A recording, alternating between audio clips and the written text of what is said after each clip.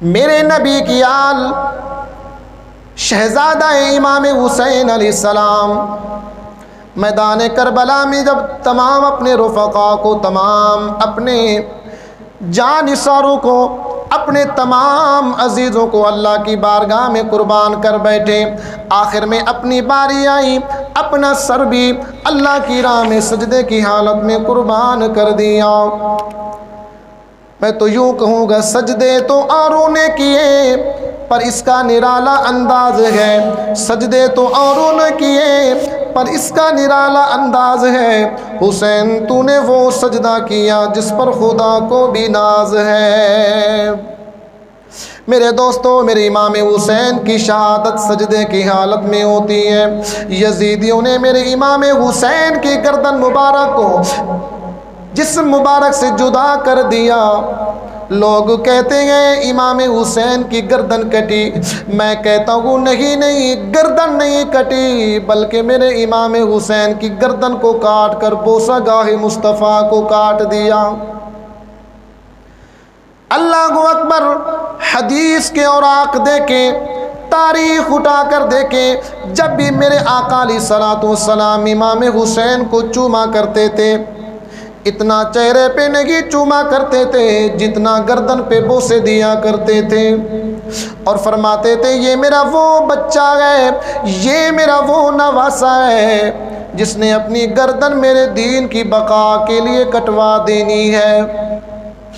اللہ اکبر۔ میرے امام کا سر مبارک تن مبارک سے جدا کر دیا گیا۔ اللہ اکبر۔ تمام شہداء کی گردنوں کو کاٹ کر نیزے کے اندر گاڑ دیا گیا۔ تمام اہل بیت کی خواتین کو قید کر دیا جاتا ہے، جن میں سیدہ زینب رضی اللہ تعالیٰ عنہا بھی ہوتی ہیں، جن میں میرے امام کے بیٹے حضرت امام زین العابدین بھی ہوتے ہیں، جو سخت علیل ہوتے ہیں، سخت بیمار ہوتے ہیں، زنجیروں میں جکڑ دیے جاتے ہیں، قید کر دیے جاتے ہیں۔ اللہ اکبر۔ یہاں پہ بھی نصیر ملت نے کہا، نصیر آخر عداوت کے بھی کچھ آداب ہوتے ہیں، کسی بیمار کو زنجیر پہنائی نہیں جاتی۔ امام زین العابدین کو زنجیر پہنائی گئی، تمام شہداء کے سر نیزوں کے اوپر ہیں، میرے امام کا سر مبارک نیزے کے اوپر بھی قرآن کی تلاوت کر رہا ہے، قرآن کی تلاوت، سر مبارک تن سے جدا ہے پھر بھی قرآن کی تلاوت جاری ہے۔ میرے دوستو، جب یہ قافلہ چلتا بڑے بڑے شہروں کو، بڑے بڑے علاقوں کو کراس کرتے کرتے جب دمشق میں پہنچا، دمشق کی گلیوں سے گزر رہا ہے، لوگ تماشا دیکھنے کے لیے آئے۔ لوگوں کو تو یہی بتایا گیا تھا کہ کچھ یزید کی فوج یزید کی حکومت کے خلاف تھے، کچھ یزید کی حکومت کے مخالف باغی تھے، نعوذ باللہ، ان کے سروں کو کاٹ دیا گیا، ان کو اللہ اکبر قتل کر دیا گیا، لیکن جانتے نہیں تھے جن کو کاٹا گیا ہے، جن کو قتل کر دیا گیا ہے، یہ کوئی عام نہیں تھے، میرے نبی کی آل تھی، میرے حسین کا گھرانہ تھا۔ جب یہ قافلہ دمشق میں پہنچتا ہے، لوگ اپنی گھروں کے چھتوں کے اوپر چڑھ کے تماشا دیکھ رہا ہے۔ اچانک سے کسی ایک بڑھیا نے اپنے ایک غلام کو بلایا، کچھ کھجوریں اور پانی کا مشکیزہ بھر کے کہا، جاؤ ان قیدیوں کو کچھ پلا بھی دو اور کھلا بھی دو۔ اللہ اکبر۔ وہ غلام آیا، آ کے سیدہ زینب پاک کی خدمت میں کھجوریں بھی پیش کرتا ہے، پانی بھی پیش کرتا ہے۔ سیدہ زینب پاک نے سر اٹھایا، پوچھنے لگی تو کون ہے؟ جبکہ ساری دنیا ہمارا تماشا دیکھ رہی ہے، تو ہمیں کھجوریں بھی کھلا رہا ہے، پانی بھی پلا رہا ہے۔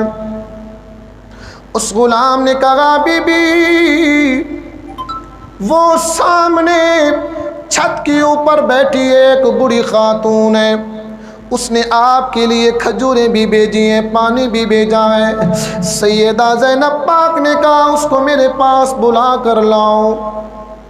جب اس بڑی خاتون کو پیغام ملتا ہے، وہ سیدہ زینب پاک کی خدمت میں آتی ہے۔ سیدہ پاک نے فرمایا، اے بڑی اماں، ساری دنیا ہمارا تماشا دیکھ رہی ہے، سارے لوگ ہمارا مذاق بنا رہے ہیں، اور ایک تو ہے کہ تو ہماری خدمت کر رہی ہے، ہمیں کھجوریں بھی کھلا رہی ہے، پانی بھی پیش کر رہی ہے، تو کون ہے اور یہ کیوں کر رہی ہے؟ اللہ اکبر، توجہ کیجئے گا۔ وہ کہنے لگی، اے قید، تو قیدی ہے آج۔ میں جب جوانی میں تھی، جب میرا شباب تھا، مدینے کے اندر ایک عظیم گھرانہ تھا، سیدہ طیبہ فاطمہ الزہرا کا گھرانہ تھا۔ میں اس گھرانے کے اندر خادمہ تھی، ان کی غلامہ تھی، ان کی خدمت کیا کرتی تھی، ان کے بچوں کی بھی خدمت کیا کرتی تھی۔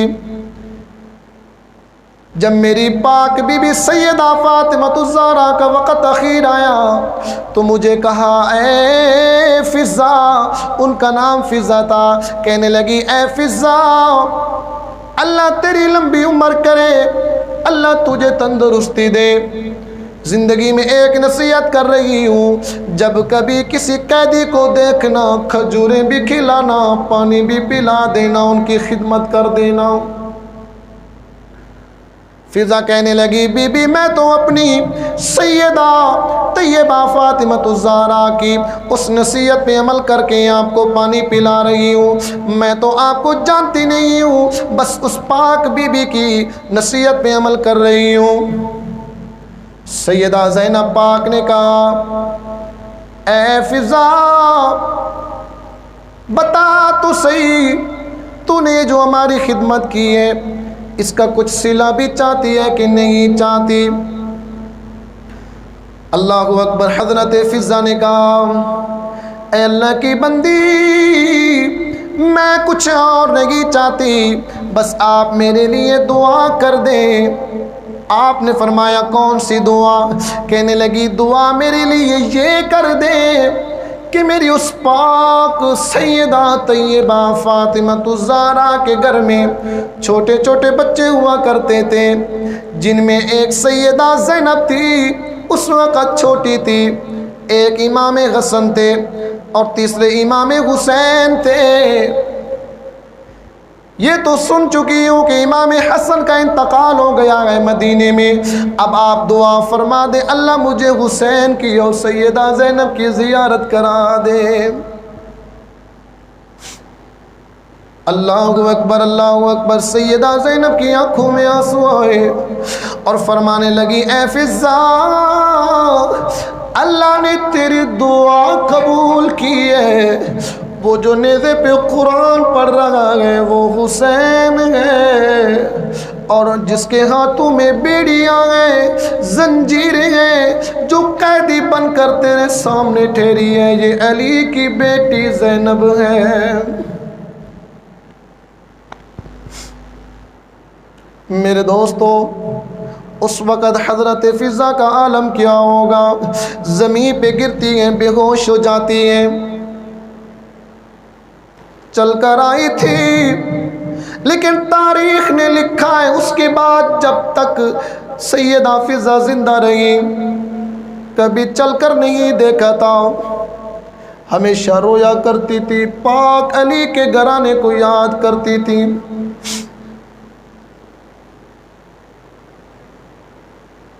جب یہ قافلہ یزید کے دربار میں پہنچا، یزید نے کہا، میں جیت گیا ہوں اور اپنی جیت کا جشن منا رہا ہوں، جشن منا رہا ہوں، ہر شہر میں میری خوشی کا سما ہے، میری جیت کا جشن منایا جا رہا ہے۔ سیدہ زینب پاک نے کہا، اے بدبخت، تو کب جیتا ہے؟ تو شروع سے غارہ ہوا ہے، اب تک بھی غارہ ہوا ہے۔ یزید نے کہا نہیں نہیں، تمہارے سر کاٹ دیے گئے، میں زندہ ہوں، میں تخت پہ بیٹھا ہوں، میں جیت گیا ہوں۔ اچانک سے قریب کی مسجد سے اذان کی آواز آتی ہے، مؤذن پڑھتا ہے اشہد ان محمد رسول اللہ، اشہد ان محمد رسول اللہ۔ سیدہ زینب کی آنکھوں میں آنسو آئے، فرمانے لگے یزید تو کہتا ہے میں جیت گیا ہوں، میں کہتی ہوں تو ہار چکا ہے۔ کہنے لگا وہ کیسے؟ فرمانے لگی سن اذان، سن اذان میں کس کے نانے کا نام ہے، کس کے بابے کا نام ہے، تو فیصلہ کر کس کے نانے کا نام ہے، تیرے نانے کا نام ہے یا میرے نانے کا نام ہے۔ اگرچہ تیرے نانے کا نام ہے تو جیتا، اگر اہل بیت کے گھرانے کے نانے کا نام ہے تو اہل بیت کا گھرانہ جیتا۔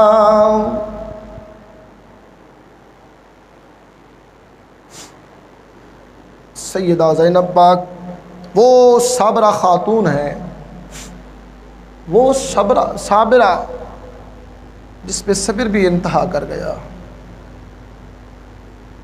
قربان جاؤں میرے ماں باپ سیدہ زینب کی عظمت پہ قربان،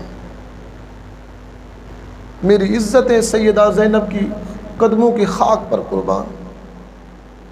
اللہ کریم